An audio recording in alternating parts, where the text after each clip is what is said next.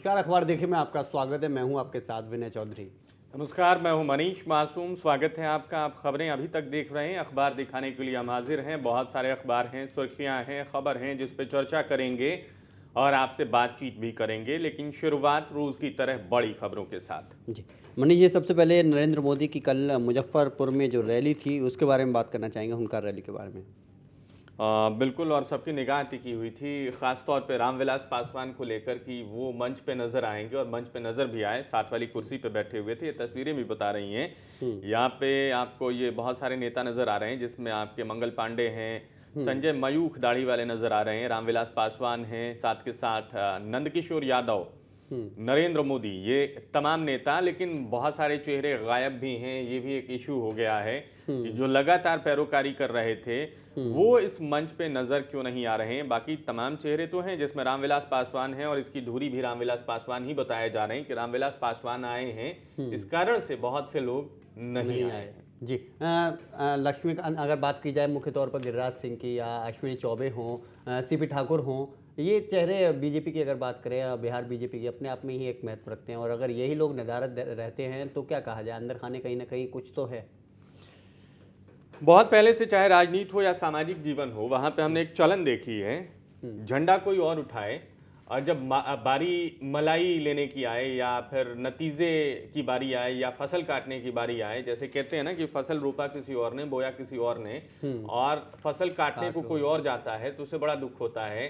हुँ, और यही दिक्कत अब गिरिराज सिंह, अश्वनी चौबे के साथ भी हो गई है, सीपी ठाकुर को लेकर हो गई है। हुँ, याद करिए वो दौर जब भारतीय जनता पार्टी और जनता दल यूनाइटेड का गठबंधन बिहार में चल रहा था हुँ, और उस वक्त यहां तक कि सुशील मोदी, जो कि आजकल नमो और सुमो की जोड़ी कहला रही है, हुँ, सुशील मोदी तक नीतीश कुमार के खिलाफ जाकर या गठबंधन की लाइन से अलग जाकर नहीं बोलते थे। हुँ, लेकिन गिरिराज सिंह को आपने दहाड़ते हुए देखा होगा, पटना से या बिहार के कई इलाकों से वो नीतीश कुमार तक की परवाह नहीं किया करते थे, जबकि उनको मालूम था कि नीतीश कुमार हुँ, कई दफे अपनी दूरी जता चुके हैं। वो चाहते हैं कि नरेंद्र मोदी से हुँ, उनके किसी भी तरीके के कोई रिलेशन ना दर्शाए जाएं राजनीतिक तौर पे, चाहे वो लुधियाना में उनके साथ हाथ उठाकर अभिवादन करने का मसला हो, लोकसभा चुनाव 2009 से पहले की बात हो, हुँ, या फिर कहीं और कोई मुलाकात हो हुँ, जिसको कि अब सार्वजनिक किया जाए।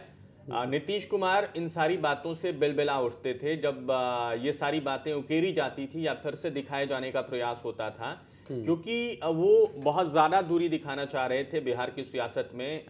ये भी आपको बताते चलें कि हुँ, 2010 में जो विधानसभा के चुनाव हुए, हुँ, उससे पहले बिहार की राजधानी पटना में भारतीय जनता पार्टी की राष्ट्रीय कार्यकारिणी की बैठक थी। हुँ, उसमें नरेंद्र मोदी भी जाएंगे, भाई भारतीय जनता पार्टी के बड़े नेता हैं तो। हुँ, अब चूंकि भारतीय जनता पार्टी और जनता दल यूनाइटेड का गठबंधन है, बहुत पुरानी दोस्ती है उनकी, तो हुँ, वहां पे भोज का आयोजन किया था नीतीश कुमार ने। जी, लेकिन उससे पहले कुछ पर्चे लगा दिए गए पटना की गलियों में, हुँ, चौराहों पर, हुँ, दीवालों पर कि ये देखिए नीतीश कुमार और नरेंद्र मोदी किस मुद्रा में नजर आ रहे हैं। हुँ, या तोरण द्वार जो बनाए जाते हैं, जो फाटक बने हुए थे जहां स्वागत करना था भारतीय जनता पार्टी के नेताओं का, हुँ, वहां पे नरेंद्र मोदी को बढ़ा चढ़ाकर प्रस्तुत किया गया।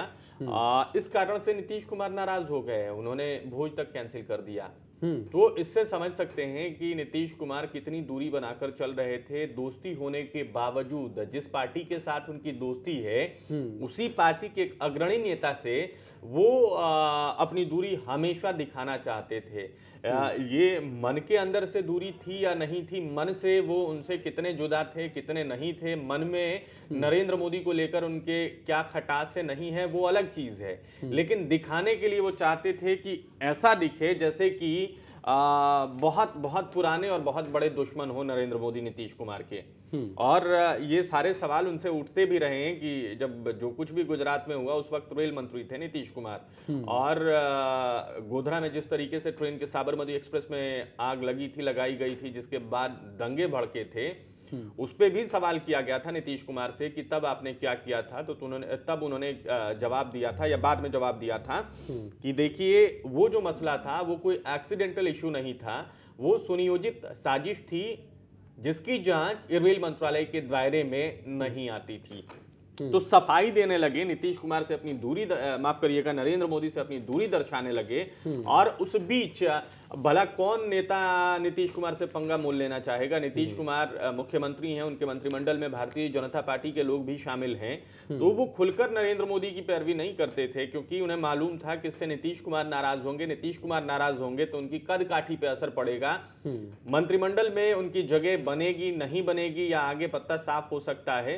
तो इस कारण से कोई नाराजगी मोल लेना नहीं चाहता था। लेकिन वहां के पशुपालन मंत्री गिरिराज सिंह हमेशा नरेंद्र मोदी की सार्वजनिक तौर पे तरफदारी करते रहे, नीतीश कुमार नाराज हो तो हो, उनको इस बात की परवाह नहीं थी। अश्विनी चौबे को भी हमने बोलते हुए देखा, वो भी खूब बोलते रहे, नीतीश कुमार को बुरा लगे या भला, अगर उन्हें नरेंद्र मोदी की तारीफ करनी है तो वो करते थे। इस तरीके से दो चार नेता थे बिहार के राजनीतिक परिदृश्य पे जो नीतीश कुमार की नाराजगी को दरकिनार कर खुलेआम नरेंद्र मोदी की तारीफ करते थे। उन्हें डर बिल्कुल नहीं था। और अब जब गठबंधन टूट गया, जब ये साफ हो गया कि नीतीश कुमार अलग हम अलग, तो अब नमो राग को अलापने वाले बहुत सारे नेता पैदा हो गए। भाई उनके मन में दुख तो होगा ही कि जब असल वक्त था, जब नरेंद्र मोदी के नाम को लेकर लोग डर रहे थे नीतीश कुमार की नाराजगी मोल लेने से, उस वक्त हमने आवाज बुलंद की, उस वक्त हमने नमो नमो कहा। और अब जब नमो स्थापित ही हो गए, उसके बाद सब नमो नमो कहने वाले आ गए और उस कतार में हम पीछे रह गए, तो मलाल तो होगा ही। और यही मलाल अब आपको इन मंचों पे नजर आ रहा है। मैं ये कहूंगा कि रामविलास पासवान के जाने की नाराजगी तो है ही, लेकिन इससे भी बड़ी नाराजगी बिहार भारतीय जनता पार्टी के कुछ नेताओं की अचानक से आगे आ जाने के बाद इन लोगों के मन में है कि अब हम लोग उपेक्षा के शिकार हो रहे हैं। जब संघर्ष का दौर था, जब भारतीय जनता पार्टी ही इस बात को लेकर निश्चित नहीं थी, सुनिश्चित नहीं थी कि नरेंद्र मोदी प्रधानमंत्री पद के उम्मीदवार होंगे नहीं होंगे, उस वक्त हमने झंडा उठाया नमो नाम का और हमने बड़ा योगदान दिया, इस तरीके से माहौल बनाया बिहार के अंदर। और जब अब नरेंद्र मोदी सामने आ गए हैं, नमो स्टैब्लिश हो गए हैं, तो अब सब नमो नमो गा रहे हैं। तो भाई हमारी मेहनत का हमें फल क्या मिला? हमें तो ढांपने का प्रयास हो रहा है। अब बाकी लोग यहाँ पे मलाई काटना चाहते हैं, वो नरेंद्र मोदी के आगे पीछे रहना चाहते हैं, जिससे कि वो नरेंद्र मोदी की आंखों में चमकते रहें और उसका लाभ वो आने वाले समय में ले सकें। अगर नरेंद्र मोदी आसीन हो जाते हैं प्रधानमंत्री की कुर्सी पे, तब उसका लाभ वो ले सकें, उस हिसाब से अपनी गोटियां फिट कर सकें। अब चूंकि सुशील मोदी वहां पे अब अगुवाई कर रहे हैं भारतीय जनता पार्टी की, तो अक्सर हम सुनते थे कि भाई सुशील मोदी कुछ नहीं बोलते हैं नरेंद्र मोदी के पक्ष में और नीतीश कुमार के खिलाफ, लेकिन जब से गठबंधन टूटा तब से खूब बोल रहे हैं। तो ये बात भी उनके मन में खटक रही होगी कि भाई तब आप नीतीश के भी अच्छे बने रहे और आप नरेंद्र मोदी के भी अच्छे बन गए, अब हम तो चारों तरफ से गए, नाम घर के हुए ना घाट के हुए।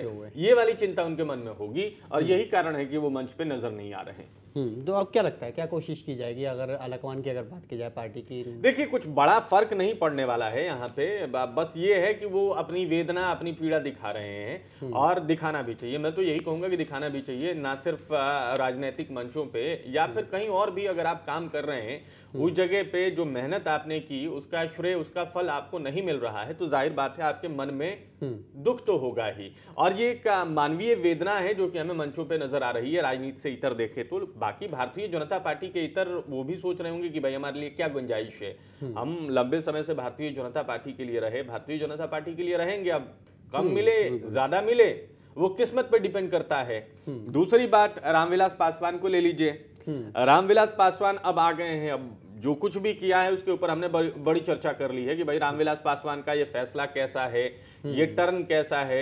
आजकल राजनीति में 2-3 टर्न का इस्तेमाल किया जा रहा है, यू टर्न की जगह केजरीवाल टर्न बताया जा रहा है, उस केजरीवाल टर्न से बड़े यहाँ पे पासवान टर्न देख लिया हमने, किस तरीके से अलग हुए, कितना भला बुरा कहा। यहां तक कि अभी से थोड़ी दिन पहले तक जब बीजेपी और जेडीयू का गठबंधन टूटा तो रामविलास पासवान का एक स्टेटमेंट बड़ी सुर्खियों में आया था। उन्होंने कहा था कि नीतीश कुमार नाखून कटवाकर शहीद बनने चले हैं। जी। इस बयान का मतलब आप समझ सकते हैं कि नाखून कटा है उनका, या नाखून कटा के कह रहे हैं कि देखिए भाई हमें इतनी बड़ी चोट पहुंची है और हम शहीद हो रहे हैं, यानी कि हम बिहार की जनता के लिए, अकलियत के लिए, बिहार में बड़ा इस्तेमाल किया जाता है ये शब्द, अल्पसंख्यकों के लिए नरेंद्र मोदी के आने के कारण अपने पुराने सहयोगी से गठबंधन तोड़ रहे हैं। इसका हमें नुकसान हो, इसका हमें फायदा हो, इसकी परवाह हम नहीं करते हैं। और जिस वक्त गठबंधन टूटा था उस वक्त शरद यादव ने भी ये बात कही थी कि अब हमारा साथ चलना मुश्किल हो गया है, हम साथ जा नहीं पाएंगे, उनका रास्ता अलग है, हमारा रास्ता अलग है। अब इससे भले ही हमारा नुकसान होता है या फायदा होता है, इसकी परवाह हम नहीं करते हैं। उस वक्त उन्होंने ये स्टेटमेंट दिया था रामविलास पासवान ने कि ये सियासी रेवड़ी खाने के लिए नाखून कटाकर शहीद बनने चले हैं। अब यहाँ पे रामविलास पासवान के लिए हम क्या कहें? बिल्कुल। एक्चुअली अगर हम देखें तो सामान्य व्यवहार की भाषा में जिन शब्दों का हम इस्तेमाल करते हैं, मौका परस्त, अवसरवादी, अपने लिए सोचना, भाड़ में जाए जनता, इस तरीके के शब्दों का इस्तेमाल हो रहा है, तो मुझे लग रहा है कि ये शब्द भी कम पड़ रहे हैं रामविलास पासवान के लिए। जिस लगातार हमलावर तेवर में होते थे रामविलास पासवान, बड़े बड़े शब्द निकालते थे नरेंद्र मोदी के लिए, उसी नरेंद्र मोदी के साथ उसी मंच पे बगल वाली कुर्सी पे बैठे हैं और तारीफ और हाथ उठा के अभिवादन करते हुए देखा, और अब वोट मांग रहे हैं नरेंद्र मोदी के लिए और नरेंद्र मोदी उनके लिए। ये सियासत है और सियासत में इस तरीके से होता है। अब यहाँ पे नाराजगी क्या है दरअसल विनय, चूंकि रामविलास पासवान की बात आई है, मूल मुद्दे पे हम चलना चाहेंगे। यहाँ पर मनीष मैं बात करना चाहूँगा रामविलास पासवान के बारे में भी, लेकिन एक ब्रेक का समय हो रहा है तो बिल्कुल ब्रेक ले लिया जाए। फिलहाल यहाँ पर एक छोटे से ब्रेक ले रुक रहे हैं, लौट कर आएंगे इसी बात पे, ऐसी खबर पर बात करेंगे।